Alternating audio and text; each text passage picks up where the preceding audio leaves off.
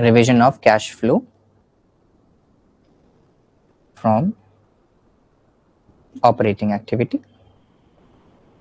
आप लोग को मैं एक छोटी सी चीज बता देता हूं कि जो हमारा cash flow from operating activity है, इसकी शुरुआत एनपीबीटी से होती है। ठीक है, इसकी जो शुरुआत होती है वो किससे होती है? एनपीबीटी से होती है। लेकिन एक्चुअल शुरुआत जो है वो एनपीबीटी से नहीं होती है, ये मेजर बच्चों को पता है। क्योंकि जब हम लोग शुरुआत में पढ़ाई करते हैं, लेवल ऑफ अंडरस्टैंडिंग जब हमारी इनिशियल स्टेज की होती है, तो हम लोग सबसे पहले एनपीबीटी कैलकुलेशन सीखते हैं माय डियर। और जब हम लोग एनपीबीटी कैलकुलेशन सीख लेते हैं, तब हम लोग स्टेप फॉरवर्ड करते हैं cash flow from operating activity पे। लेकिन आप लोग को ये चीज जाननी बहुत जरूरी है कि cash flow from operating activity ऐसे नहीं शुरू किया जाता। जब आप सब कुछ सीख लेंगे तो आपको पता चलेगा कि आप एनपीबीटी से शुरुआत नहीं कर सकते हैं। You have to start your cash flow from operating activity not from your NPBT calculation but from the ledgers. और हम लोग शायद लेजर्स कल ही सीख लेते, लेकिन हम लोग सीख नहीं पाए। क्यों?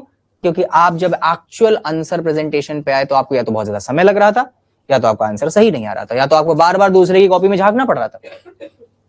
तो यहां पे मैं रिस्क नहीं लूंगा, मैं डायरेक्टली लेजर क्रिएशंस पे नहीं जाऊंगा। लेजर आपको मैं सिखाऊंगा बिल्कुल, लेकिन जब आप विदाउट लेजर के क्वेश्चन ऑपरेटिंग एक्टिविटीज तक का प्रॉपर खत्म कर लेंगे। Although we are recording this particular part of our lecture for our YouTube channel as well, but बच्चों ध्यान दीजिएगा, वहां पे मैं क्वेश्चन प्रैक्टिस नहीं करवा रहा हूं। इसलिए जैसे मुझे फ्यूचर कोर्स ऑफ एक्शन में जब भी किसी को रिवाइज करवाना हो तो मैं उसे सरल तरीके से रिवाइज करवा सकूं, क्योंकि जो मैं बैच में पढ़ाता हूं वो मैं रिवीजन में नहीं पढ़ा सकता। क्योंकि कैश फ्लो कोई छोटा मोटा है ही नहीं है, कोई टॉपिक ही नहीं है छोटा मोटा कि मैंने इसको समझा दिया, अलग से समझ आ गया बच्चे को। तो it's my asset creation for the future course of action. तो मैं हर चीज को बहुत इत्मीनान से और बहुत ज्यादा पोलाइट वे में समझा रहा हूं, लेकिन फिर भी नहीं समझ आ रहा तो बच्चे आई एम रियली सॉरी। फिर शायद मेरे अंदर कुछ कमी है या तुम में बहुत कमियां है। तो ध्यान दो। सो एनपीबीटी का स्ट्रक्चर आप सभी को पता है। NPBT is the base. Sir ये बेस किसका है? For the cash flow from operating activity calculation. मतलब मैं cash flow from operating activity कैसे कैलकुलेट करूंगा? मुझे कोई सोर्स, एक फाउंडेशन चाहिए कि नहीं चाहिए? एक घर बनता है, एक बिल्डिंग बनती है, एक सेक्टर बनता है, एक मल्टीप्लेक्स बनता है। उन सारी की सारी बिल्डिंग को बनाने से पहले जो क्रिएशन होती है वो फाउंडेशन की होती है। फाउंडेशन का मतलब नींव।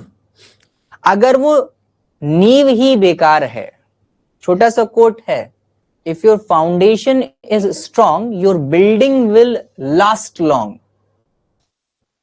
तो सीधी बात यह है कि अगर वो फाउंडेशन ही कमजोर है तो बिल्डिंग ढह जाएगी। तो सीधी बात यह है कि cash flow from operating activities का जो बेस है, जो फाउंडेशन है, वो एनपीबीटी कैलकुलेशन। एनपीबीटी हमारे ऑपरेटिंग एक्टिविटीज का सिंपल बेस है। इसी के दम पे हम cash flow from operating activity शुरू करते हैं। अगर ये नहीं है तो cash flow from operating activity शुरू ही नहीं हो सकता, सीधी बात। दूसरी चीज, ये जो बेस है इसको कैलकुलेट करना हम लोग पिछले लेक्चर्स में सीख चुके हैं। तो मुझे बस इसको छोटा सा एक बार आपको क्या करना है, इलस्ट्रेट करना है दोबारा से।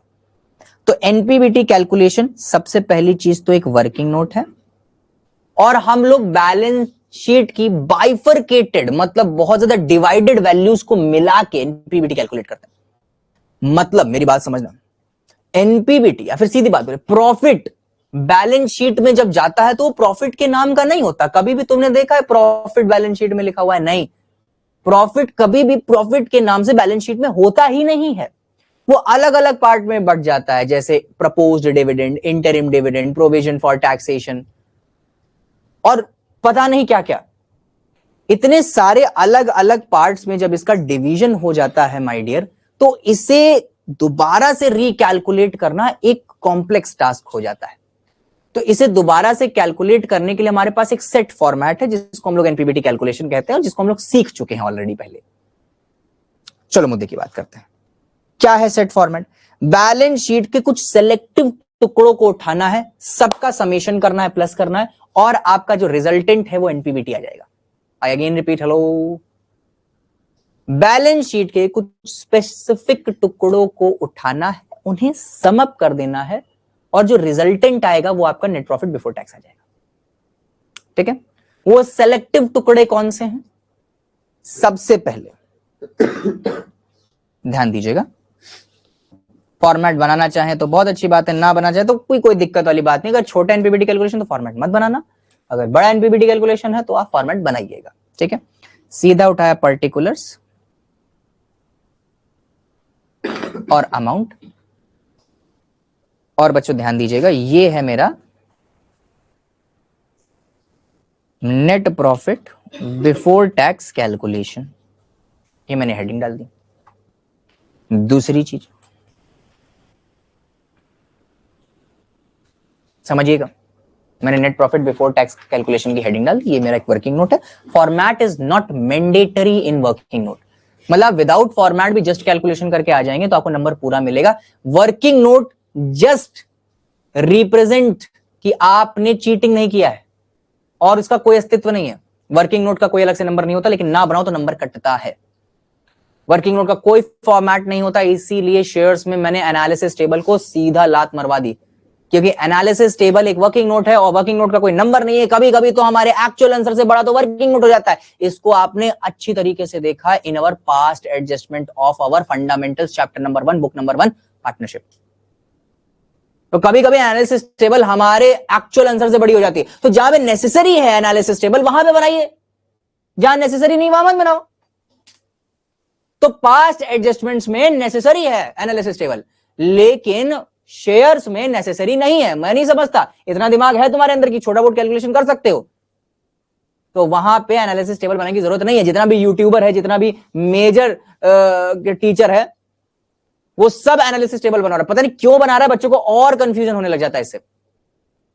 लेकिन आपका पर्सनल चॉइस है, आप बनाना चाहे तो बना सकते हैं, मैं आपको बाधित नहीं कर सकता कि आप ना बनाए। मेरे हिसाब से ना मैंने अपने बारे में बनाया था और ना मैं किसी को भी अपने 5 सालों में मैंने किसी को सलाह दी है कि आप बनाए। ठीक है, ओके। तो बच्चे एनपीबीटी कैलकुलेशन के लिए सबसे पहला जो लेते हैं वो क्या लेते हैं? सरप्लस लेते हैं। सरप्लस कहां मिल जाएगा सर? सरप्लस कहां मिल जाएगा सर? बैलेंस शीट में मिल जाएगा। कहां मिल जाएगा सर? बैलेंस शीट में मिल जाएगा। सर कहां मिलता है? बैलेंस शीट में तो बहुत पार्ट होता है, बैलेंस शीट में तो बहुत पार्ट होते हैं। ठीक है, तो बच्चे ध्यान रखना, ये सरप्लस मैं बता दूं, हमारी जो बैलेंस शीट है as per the schedule 3 of companies act 2013 of companies act 2013 की जो हमारी शेड्यूल 3 की बैलेंस शीट है, इसके 2 पार्ट होते हैं माय डियर, पहले भी बात कर चुके हैं। एक होता है आपका कौन सा बच्चे? असेट का, अरे क्या बोल रही मैं, इक्विटी एंड लायबिलिटी का। एक होता है इक्विटी एंड लायबिलिटी का, दूसरा किसका होता है? असेट्स का होता है। एक इक्विटी एंड लायबिलिटी का और एक असेट्स का होता है। सो लेट, इतना ज्यादा? हाँ जाओ जल्दी जाओ। ठीक है, एक इक्विटी एंड लायबिलिटी का होता है, दूसरा किसका होता है बच्चों? एसेट्स। इक्विटी एंड लायबिलिटी के मेजर 3 डिवीजन होते हैं। इक्विटी एंड लायबिलिटी के मेजर 3 डिवीजन होते हैं और एसेट्स के मेजर 2 डिवीजन होते हैं। 3 डिवीजन क्या होते हैं सर? एक होता है शेयर होल्डर्स फंड, दूसरा होता है नॉन करेंट लायबिलिटी और तीसरा होता है करेंट लायबिलिटी। इसके अंदर क्या होता है? नॉन करेंट असेट और करेंट असेट, ये 2 पार्ट रहते हैं हमारे पास। ठीक है, नॉन करेंट एसेट्स और करेंट एसेट्स, और इधर तो हमारा share holder fund, non current liability, ये कुछ हमारे पास रहता है। ठीक है, शेयर होल्डर फंड जो है, शेयर होल्डर फंड जो है, इसके अंदर अगर देखा जाए तो एक होता है शेयर कैपिटल और दूसरा क्या होता है, रिजर्व एंड सरप्लस।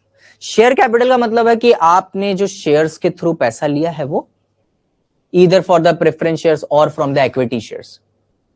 और रिजर्व एंड सरप्लस का मतलब क्या होता है, सरप्लस का मतलब है हिंदी में एक्स्ट्रा, रिजर्व का मतलब है उसी एक्स्ट्रा में से थोड़ा पैसा सेव कर लिया है, तो अगर काम नहीं आया तो वो भी सरप्लस ही माना जाएगा। हेलो, सरप्लस का मतलब क्या है, जो कमाई का एक्स्ट्रा पैसा, सब डिविडेंड डिविडेंड बांटने के बाद सब कुछ हटाने के बाद जो बचा हुआ है उसे क्या बोलेंगे, सरप्लस। और उसी सरप्लस से कुछ सेविंग्स कर लिए फ्यूचर कोर्स ऑफ एक्शंस के लिए, अगर वो काम नहीं आई तो उसको भी सरप्लस ही माना जाएगा। इसीलिए इन दोनों को हम लोग एक साथ रखते हैं, रिजर्व एंड सरप्लस। ये हमारा कमाई का पैसा है जो प्रॉफिट री इन्वेस्टेड है बिजनेस में, दोबारा से ये कमाया हुआ पैसा बिजनेस में लगा दिया गया। तो NPBT, net profit before tax, calculate करने के लिए इससे अच्छा सोर्स और कुछ नहीं हो सकता। तो हमें बैलेंस शीट में सरप्लस कहां मिलेगा, शेयर होल्डर फंड में शेयर कैपिटल के नीचे क्या होता है, जो रिजर्व एंड सरप्लस होता है, उससे हमें निकालना है। तो मतलब एनपीबीटी में ये सरप्लस जो है ये मुझे बैलेंस शीट में मिल जाएगा, जो कभी कभी किस नाम से आ जाता है बच्चों, जरा बताइएगा। ये कभी कभी स्टेटमेंट ऑफ पी&एल नाम से भी आ जाता है, और मैंने और भी कुछ बताया था, 3-4 लिखवाया था, प्रॉफिट आफ्टर टैक्स नाम से भी आ जाता है। और किस नाम से आता है बच्चों, और किस नाम से आ जाता है, प्रॉफिट आफ्टर एप्रोप्रिएशन नाम से भी आ जाता है।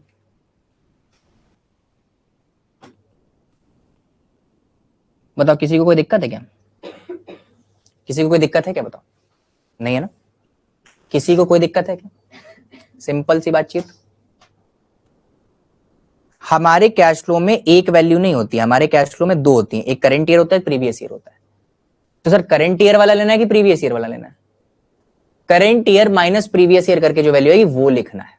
कौन सा लिखना है बच्चे, करंट ईयर में से प्रीवियस ईयर को माइनस करने के बाद जो वैल्यू आएगी, जिसको हम लोग क्लोजिंग माइनस ओपनिंग भी कहते हैं, वो वैल्यू लिखनी है। तो यहां पे अमाउंट में मैं लिख देता हूं आपको, क्लोजिंग माइनस ओपनिंग से इसकी वैल्यू निकालनी है, current year minus previous year से। कोई दिक्कत।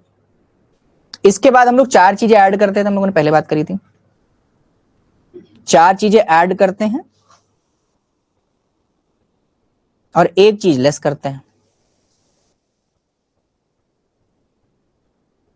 क्या थी जरा बताइएगा,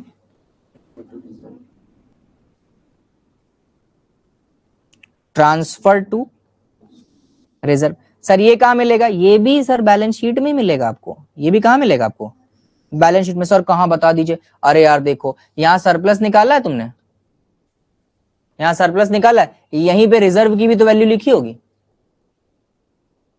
यहीं पे रिजर्व की भी तो वैल्यू लिखी होगी। सर हम कैसे जानेंगे, रिजर्व एंड सरप्लस में तो एक फिगर लिखा होगा, उसमें रिजर्व भी प्लस होगा, सरप्लस भी प्लस होगा। अब इसमें रिजर्व कितना है, सरप्लस कितना है, वो हम कैसे जानेंगे। जिन बच्चों को ये चीज नहीं समझ आ रही, इनको मैं और अच्छी तरीके से समझाता हूं। मान के देखो कि ये मेरी बैलेंस शीट है, देखो ठीक है। अब बहुत अच्छी तरीके से समझना, इतना डीपली मैं समझा रहा हूं तो बच्चों ध्यान रखिएगा, आपका भी पूरा अटेंशन चाहिए मुझे।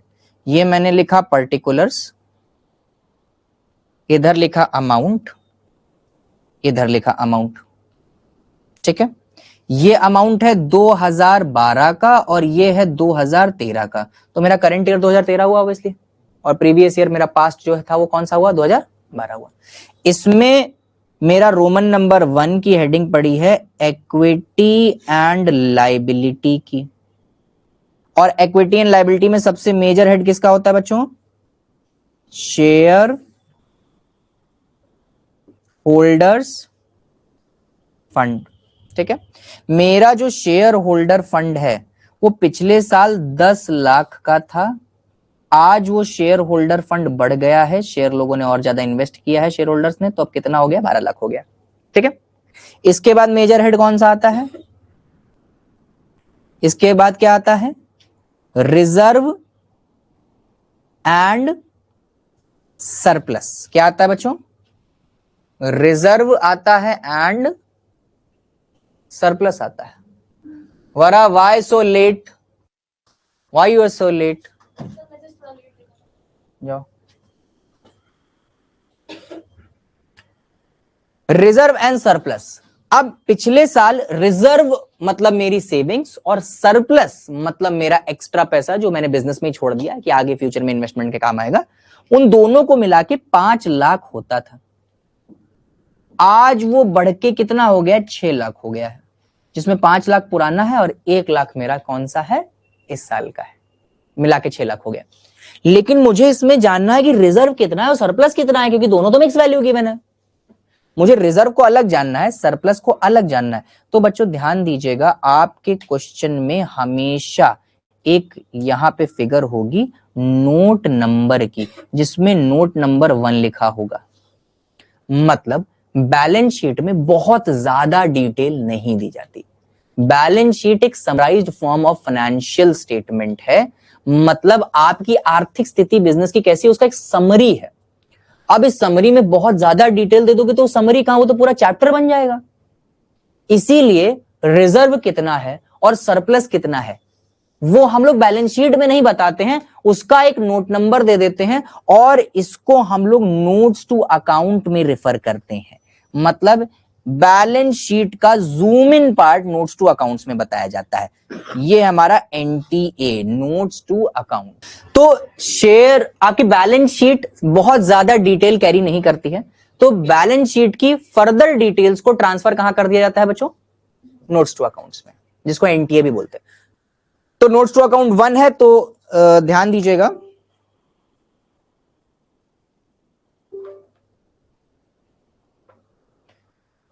नोट्स टू अकाउंट्स 1 है तो यहां पे 1 लिखा होगा, रिजर्व एंड सरप्लस की हेडिंग होगी।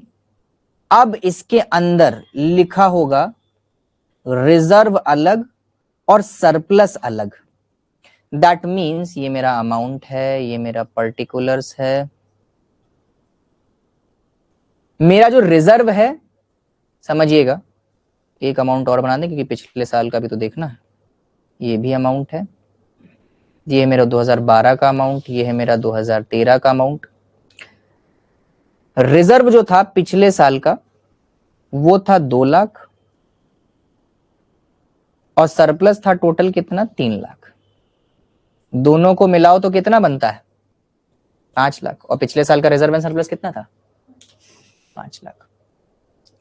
इस साल का जो रिजर्व है वो 2 ही लाख है, लेकिन सरप्लस कितना है? 4 लाख है। दोनों को मिलाओ तो कितना होता है? उसका सम अप अमाउंट कहां लिखा हुआ? बैलेंस शीट में लिखा हुआ। तो बैलेंस शीट और नोट्स टू अकाउंट इस तरीके से चलते हैं, hand in hand. Balance sheet बताता है समराइज्ड फॉर्म और उसका डिटेल्ड पिक्चर आपको कौन देता है? Notes to accounts. क्योंकि अगर हर चीज हम लोग बैलेंस शीट में ही शो कर देंगे, इसको भी बहुत जूम इन कर देंगे, तो बैलेंस शीट एक तो बहुत लेंदी हो जाएगी और वो अपनी ऑथेंटिसिटी ही भूल जाएगी। जिस चीज के लिए बैलेंस शीट को बनाया गया था वो एक्चुअल एम ही बैलेंस शीट का छिन जाएगा। इसीलिए बैलेंस शीट की मेजर डिटेल्स को नोट्स टू अकाउंट्स में शिफ्ट कर दिया जाता है। It's just a delegation in accountancy की जितनी पावर्स हैं। ठीक है, इतनी चीज समझ आ गई? तो बच्चों ध्यान दीजिएगा, मैं बहुत डिटेल में चला गया हूं, इतना जाना नहीं चाहिए था। तो ट्रांसफर टू रिजर्व आपको कहां मिलेगा? बैलेंस शीट में, नोट्स टू अकाउंट्स में मिलेगा। क्योंकि बैलेंस शीट में रिजर्व और सरप्लस का तो क्या होगा? मिक्स मिल जाएगा ना, और वो मिक्स तो हमें चाहिए नहीं, हमें रिजर्व अलग चाहिए और सरप्लस अलग चाहिए। तो रिजर्व और सरप्लस का जो बाइफरकेटेड वैल्यू है, मतलब डिवाइडेड वैल्यू है, वो हमें नोट्स टू अकाउंट्स में ही मिल सकता है। तो अब क्या मैं यहां पे बैलेंस शीट लिखूंगा? सरप्लस कहां मिलेगा बच्चों? मुझे एनटीए में मिलेगा। तो अभी हम लोग फुल फ्लेजेड क्वेश्चन नहीं कर रहे हैं, अभी तो हम लोग को ऐसे ही क्वेश्चन में मिल जाता है कि सरप्लस इतना और रिजर्व इतना। लेकिन आगे तो आपको जब क्वेश्चन, जब बड़े बड़े क्वेश्चन शुरू, जब फुल फ्लेजेड क्वेश्चन आएगा तो उसमें तो बैलेंस शीट से निकालना पड़ेगा आपको सारी वैल्यूज। तो इसीलिए तभी मैं आगे नहीं बढ़ पा रहा हूं, क्योंकि आप ये बेसिक क्वेश्चन नहीं कर पा रहे हो, तो आप बैलेंस शीट से कैसे छांट के निकाल पाओगे? आपको तो समझ ही नहीं, क्वेश्चन ही नहीं समझ आएगा, सोल्यूशन कैसे करोगे? तो ये आएगा नोट्स टू अकाउंट से, ये भी आएगा किससे बच्चों? नोट्स टू अकाउंट से। कैसे निकालेंगे? Current year minus previous year से। ये भी निकालेंगे किससे? क्लोजिंग स्टॉक, सॉरी क्लोजिंग से माइनस ओपनिंग से, स्टॉक बोलते हैं गलती से, क्लोजिंग माइनस ओपनिंग से। और क्या क्या चीज ऐड करते थे बच्चों? Proposed dividend, propose dividend that means last year मैंने प्रपोज किया था और इस साल वो हमें पे करना पड़ेगा। लास्ट ईयर का प्रपोजल इस साल पे करना है, इस साल का प्रपोजल अगले साल पे करना है, अगले साल का प्रपोजल उससे अगले साल पे करना है।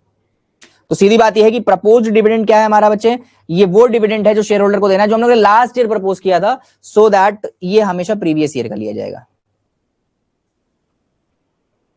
ठीक है, ये भी मेजर टाइम पे एनटीए में ही मिलता है। बैलेंस शीट में कोई प्रपोज डिविडेंड जैसा कुछ पढ़ा था क्या? जब बैलेंस शीट का फॉर्मेट याद कर रहे तो कोई प्रपोज डिविडेंड ऐसी चीज तो थी नहीं। तो प्रपोज डिविडेंड बैलेंस शीट के अंदर कहीं ना कहीं स्टेबल करता है, और उस अंदर की चीज को, उसका जूम इन वैल्यू, उसकी बैलेंस शीट की डिटेल कभी बैलेंस शीट में नहीं, नोट्स टू अकाउंट्स में होती है। तो मेजरली ये भी आपको कहीं करना कि कहां मिलेगा?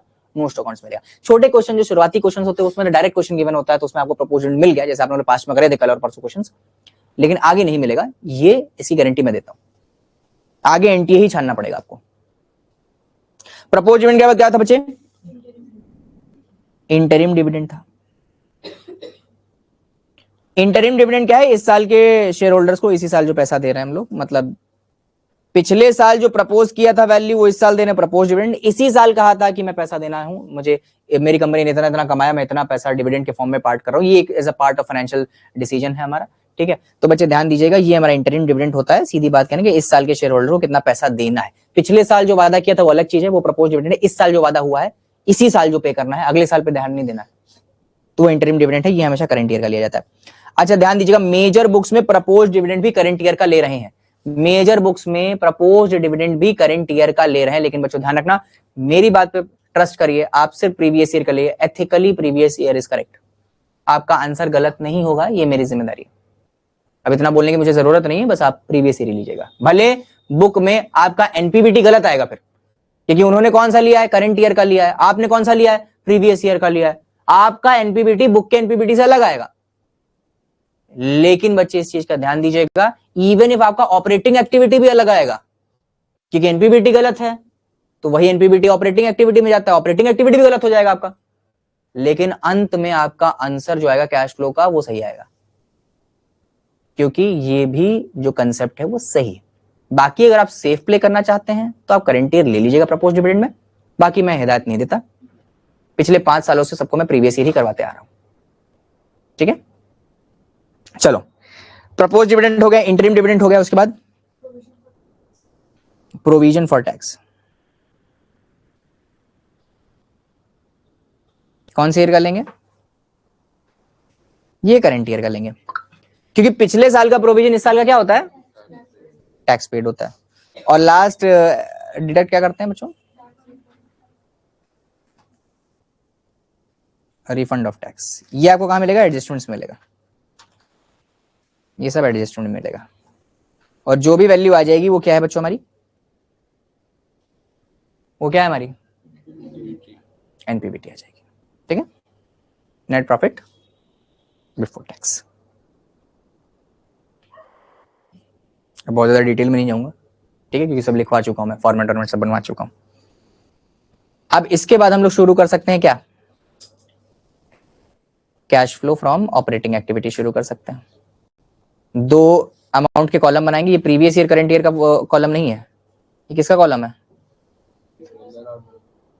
डिटेलर और मेन अमाउंट का है। ये डिटेलर है, अमाउंट लिख दिया, ये अमाउंट लिख दिया, ठीक है बस, और ये पर्टिकुलर्स लिख दिया।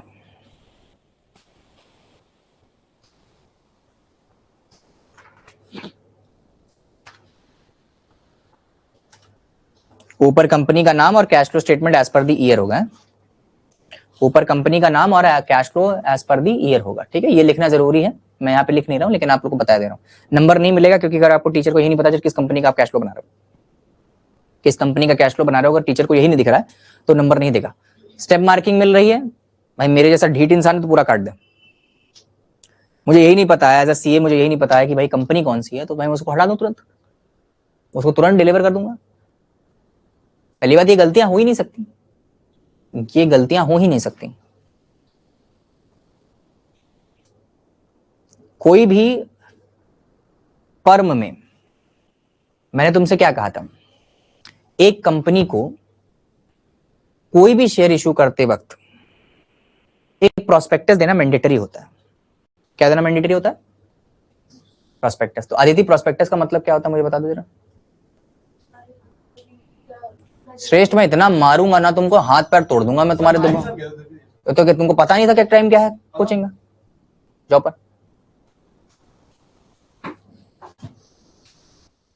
हाँ, क्या होता है प्रोस्पेक्टस?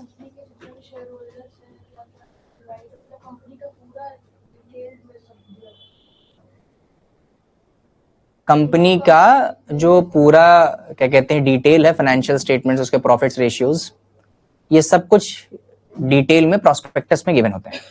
जैसे एक शेयर होल्डर को आसानी रहे इस कंपनी में इन्वेस्ट करना चाहिए कि नहीं करना चाहिए, तो जितने शेयर इशू करेगी उतने ही प्रोस्पेक्ट्स और एवरेज प्रोस्पेक्टस उसको देने पड़ेंगे। एवरेज प्रोस्पेक्टस वो समराइज फॉर्म होता है, उसका छोटा पार्ट समरी। जैसे एक चैप्टर होता है, चैप्टर के अंत में समरी होती है, वैसे ही प्रोस्पेक्टस और प्रोस्पेक्टस का छोटा समराइज फॉर्म एवरेज प्रोस्पेक्टस। ठीक है। सबसे पहली डेफिनेशन कंपनीज एक्ट 2013 की एवरेज प्रोस्पेक्टस की ही है। मतलब सर, मतलब जो हमारा कंपनीज एक्ट बना था उसका सेक्शन 1 जो कंपनीज एक्ट का नाम क्या होगा एंसो, और सेक्शन 2 डेफिनेशन का जो पार्ट था, उसमें सबसे पहली जो डेफिनेशन है वो एवरेज प्रोस्पेक्टस की ही है। और वहां पे डिटेल यही चीज लिखी हुई है कि अगर आपने प्रोस्पेक्टस इशू नहीं किया, कोई भी कंपनी अगर प्रोस्पेक्टस इशू नहीं करती है, मेरी बात समझना, हर शेयर पर अगर 50,000 शेयर इशू हो रहे तो 50,000 प्रोस्पेक्टस इशू होने चाहिए। और अगर प्रोस्पेक्टस इशू नहीं करता एक भी शेयर पे तो 50,000 रुपीज का फाइन है। तो मतलब आपने 1,00,000 शेयर्स इशू करे, उसमें सिर्फ 5 शेयर्स पे आप प्रोस्पेक्टस नहीं इशू कर पाए, तो 5 इंटू 50,000 कितना हो गया? 2.5 लाख। कितना हो गया? 2.5 लाख रुपए का फाइन पड़ जाएगा सिर्फ 5 शेयर्स पे प्रोस्पेक्टस नहीं इशू करने पे। अब आपने 10 लाख इक्विटी शेयर्स इशू करें, 10 लाख, उसमें से 50,000 इक्विटी शेयर्स पे प्रोस्पेक्टस नहीं दिया, तो सोच रहे हो कंपनी का जितना प्रॉफिट नहीं हो पा रहा उससे ज्यादा तो फाइन में चला जाएगा। कितना? करोड़ों में चला जाएगा आपका फाइन, करोड़। सर हम लोग ट्रैक से बदल गए, हम लोग बात कर रहे थे कि ऊपर लिखना पड़ेगा, मैं लिख नहीं रहा हूं। और हाँ, यहाँ पे ध्यान रखिएगा कि सबसे पहले हम लोग को cash flow from operating activity लिख देना है। और इसके बाद जो हम लोगों ने कैलकुलेट किया था क्या, net profit before tax calculation, जो हमारा वर्किंग नोट से आ चुका है। ठीक है। इसके बाद हमें पता है कि हमारा जो नेट प्रॉफिट बिफोर टैक्स है, इट्स नॉट, मतलब ये प्रॉपर नहीं है, इम्प्रॉपर है net profit before tax. So net profit before tax क्योंकि इम्प्रॉपर है माय डियर, तो मैं क्या करूंगा, इसको प्रॉपर करने के लिए क्या करूंगा, ये वर्किंग नोट से निकला है, तो मैं क्या करूंगा बच्चों जरा बताइएगा मुझे। इसमें से non cash and non operating activities को हटाऊंगा। ठीक है। तो यहां पे हेडिंग डालूंगा क्या, एडजस्टमेंट ऑफ, नहीं बच्चे पूरा लिखना होगा, सिर्फ एडजस्टमेंट, काहे का एडजस्टमेंट कर रही हो, क्योंकि इसके बाद adjustment of current assets and current liabilities भी तो आएगा। तो adjustment of non cash and non operating activities करेंगे। Non cash and non operating activities को एडजस्ट करने के लिए हम लोग 7 तरीके की चीजें ऐड करते हैं और 5 तरीके की चीजों को क्या करते हैं, लेस करते हैं। ठीक है। तो मैं ऐड वाली लिख देता हूं, ऐड 2 3 4 5 6 7। इसके बाद लेस वाली कितनी थी, 5 थी, तो 1 2 3 4 और 5। मुझे ऐड में बता दीजिएगा, इसको मैं ऐसे ही लिख सकता हूं, डेप्रिसिएशन और एमोर्टाइजेशन। अगला बताओ, प्रिलिमिनरी एक्सपेंसेस और discount on issue of debenture, discount on debenture, interest paid अगला, loss on sale of any asset, हाँ, प्रोविजन फॉर डीडी। अगला बताओ, gain on sale of any asset, rental income, dividend income और क्या था, decrease in provision. एक और था, इंटरेस्ट, क्या, इंटरेस्ट इनकम। इसके बाद जो हमारा प्रॉफिट बनेगा उसको नाम क्या मिलेगा, operating profit before working capital changes. इसके बाद बच्चों ध्यान दीजिएगा, इसके बाद जो भी अमाउंट आएगा, मेरी बात को समझिएगा, जो भी अमाउंट आएगा इसमें से जो भी अमाउंट आपका आएगा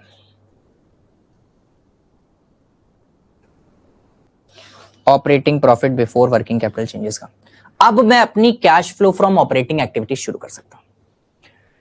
cash flow from operating activity शुरू करने के लिए बच्चों ध्यान दीजिएगा, हमें सिर्फ दो ही चीजें चाहिए बैलेंस शीट में से। कौन कौन सी, सबसे पहली कौन सी, करंट असेट्स और करंट लायबिलिटीज, ये दो चीजें चाहिए, करंट एसेट्स और, अब बस कैश फ्लो देखना, क्योंकि अब कैश फ्लो बनने लग गया है तो सीधा कैश फ्लो देखना। कैश इनफ्लो कब होगा, कैश आउटफ्लो कब होगा। इनफ्लो तब होगा जब एसेट बेचेंगे, आउटफ्लो कब होगा, जब एसेट खरीदेंगे। तो जब करंट एसेट बढ़ जाए तो आउटफ्लो है, और जब करंट एसेट कम हो जाए तो इनफ्लो है। तो जब भी करंट एसेट बढ़ेगी तो लेस, और जब घटेगी तो ऐड कर देना।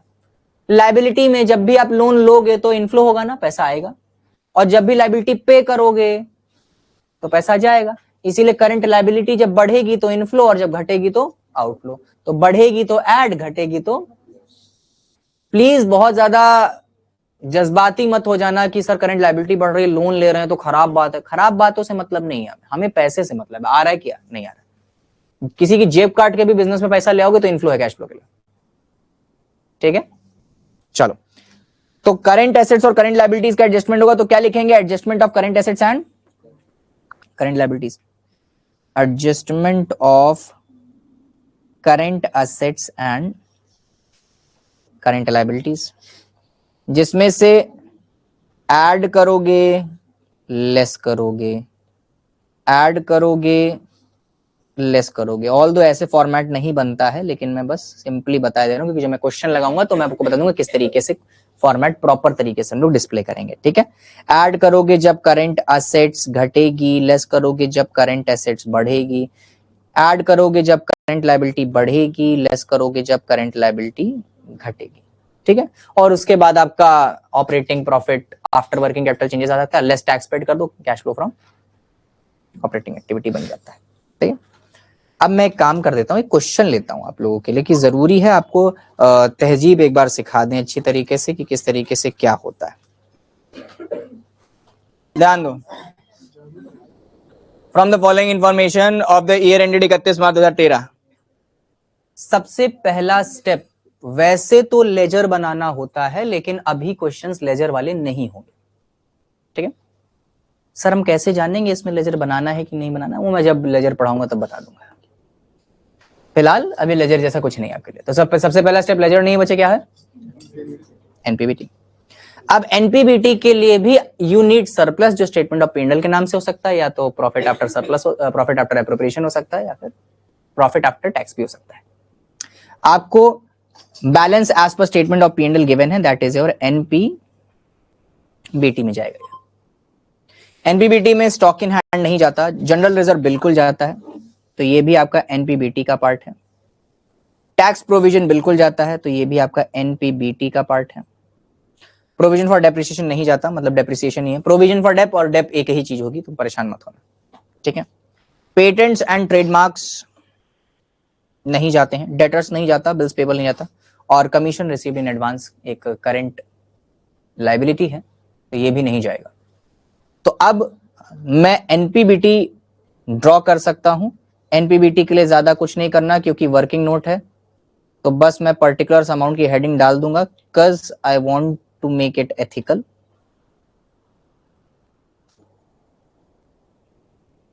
बस ये लिखना जरूरी है कि ये एक वर्किंग नोट 1 है और ये NPBT कैलकुलेशन है। वर्किंग नोट नंबर 1 और NPBT कैलकुलेशन लिखना इसलिए जरूरी है क्योंकि कल को क्यों, इसके जस्ट बाद जब आप ऑपरेटिंग एक्टिविटी बनाओगे तो NPBT आया कहां से, उसके आगे वर्किंग नोट लिखना पड़ेगा तुम्हें, वर्किंग नोट 1।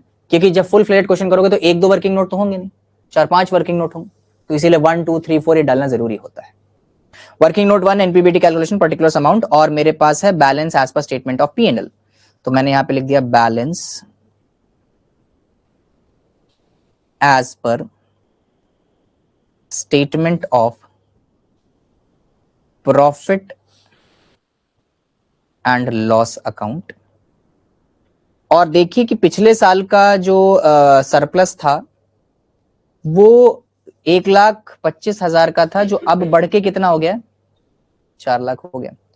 तो आप ना एक काम करिए, 4 लाख में से माइनस कर दीजिए, क्लोजिंग में से ओपनिंग माइनस कर दीजिए 1,25,000, तो कितना आता है जरा बताइएगा। तो 2,75,000 इस साल का सरप्लस है, वो मैंने अमाउंट में लिख दिया। अगला NPBT में जनरल रिजर्व है, तो बच्चे ऐड कर देंगे, जिसको हम लोग क्या लिखते हैं, transfer to reserve. Transfer to reserve लिखा। पिछले साल का रिजर्व कितना था बच्चे, 25,000, इस साल का 60,000 है। कितना हो गया बच्चे, 25, 35, 45, 45 ना, 45,000, ओ 35,000, 35,000। नेक्स्ट 45, कमी नहीं मत किया करो फैजान, 45।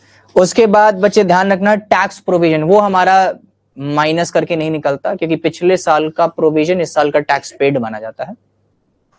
इस साल का प्रोविजन इस साल का प्रोविजन 35 ही होगा। टैक्स प्रोविजन इस साल का कितना जरा बताइएगा बच्चों, इस साल का टैक्स प्रोविजन 48,000, 48 ही है ना। थोड़ा सा अमाउंट पहचानने में कंफ्यूजन हो जाती है, बहुत मेसअप लगता है। सबको प्लस करो, NPBT आ गया बच्चों 368,000 खत्म। अब हम लोग शुरू कर सकते हैं अपना cash flow from operating activity. Light limited,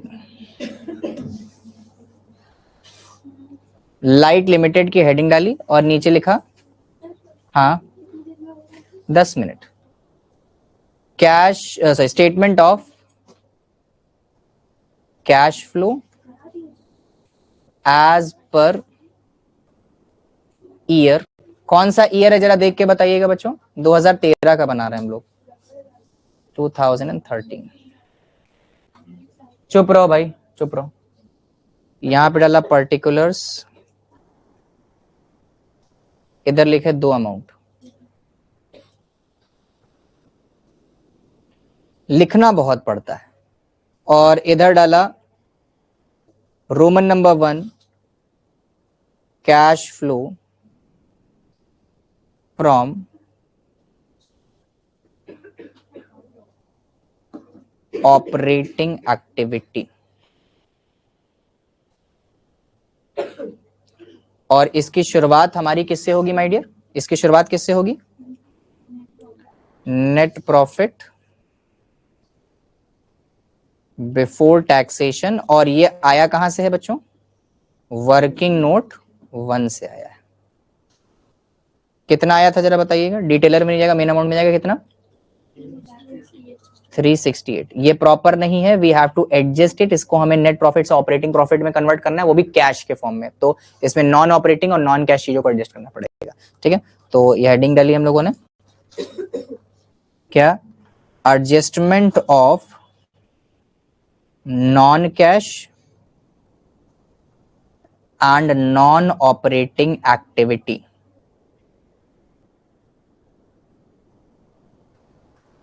then what we have to do is कि सारी की सारी non operating and non cash activities को ढूंढना शुरू करते हैं। ठीक है, सबसे पहले देखो जो यूज हो गई हैं उनको भगाओ, ये बेकार हो गया, जनरल रिजर्व बेकार हो गया, प्रोविजन फॉर टैक्स आधा बेकार हुआ है क्योंकि पिछले साल का प्रोविजन इस साल का टैक्स पेड होगा, तो ये टैक्स पेड है, मैं पहले लिख देता हूं, और ये लास्ट में काम आएगा 36,000। ओके, स्टॉक इन हैंड क्या नॉन ऑपरेटिंग और नॉन कैश है? नहीं सर, स्टॉक इन हैंड मेरा क्या है? करंट एसेट है, आफ्टर वर्किंग कैपिटल चेंजेस में काम आएगा। प्रोविजन फॉर डेप्रिसिएशन, बिल्कुल ये डेप्रिसिएशन है। माइनस करिए पिछले साल से इस साल में कितने का डिफरेंस आ रहा है? 31,000 ऐड कर लेंगे, डेप्रिसिएशन हमारे फॉर्मेट में लिखा हुआ था, ऐड डेप्रिसिएशन कितना था जरा बताइएगा? 31,000। कितना सिंपल है भाई, कितना simple.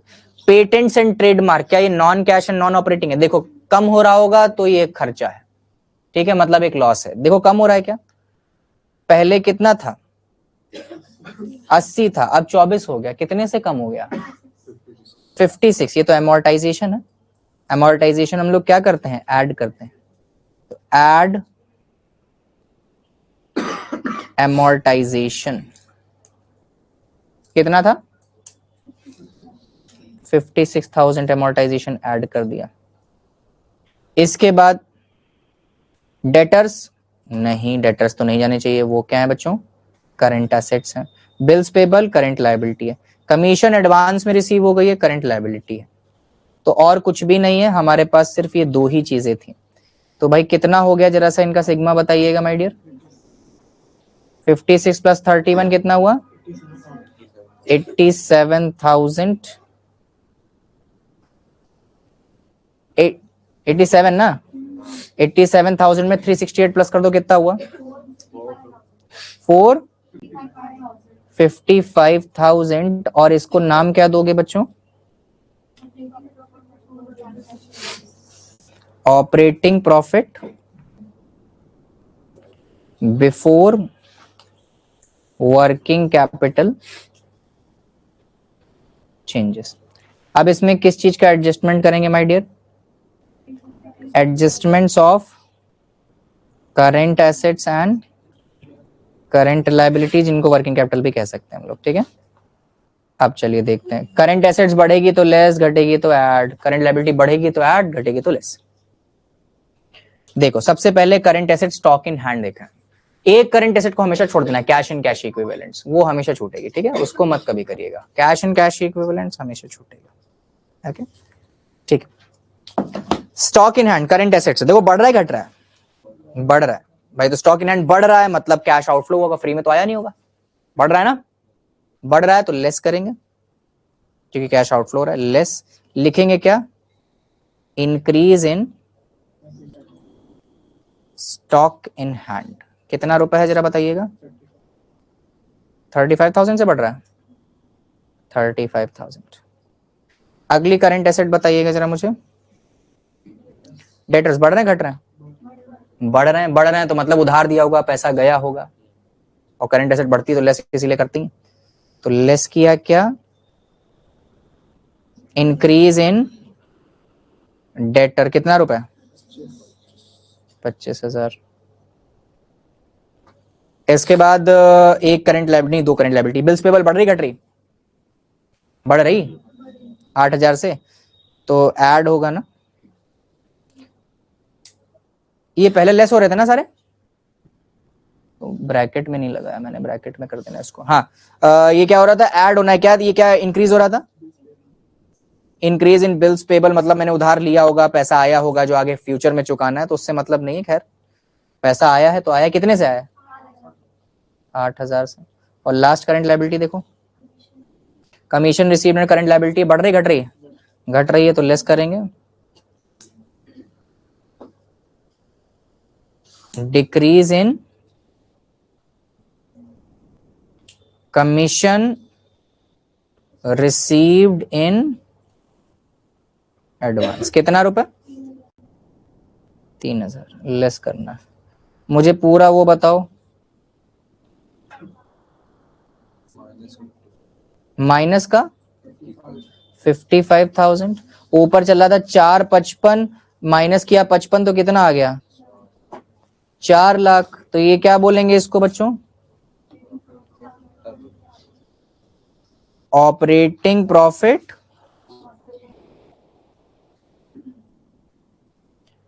After working capital changes. Less करना है तो बस सीधा लिख दिया क्या? Less tax paid. कितना है जरा बताइएगा? पिछले साल का प्रोविजन इस साल का टैक्स पेड है 36,000। कितना हो गया?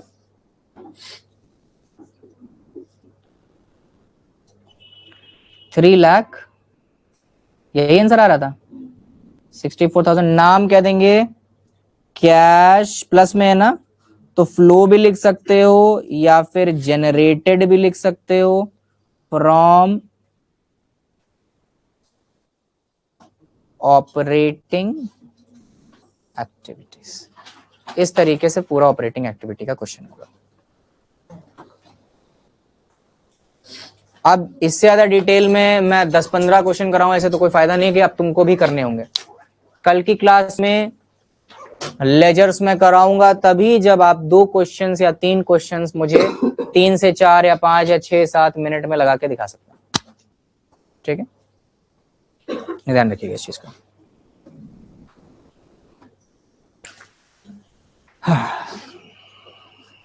क्या टाइम हो रहा?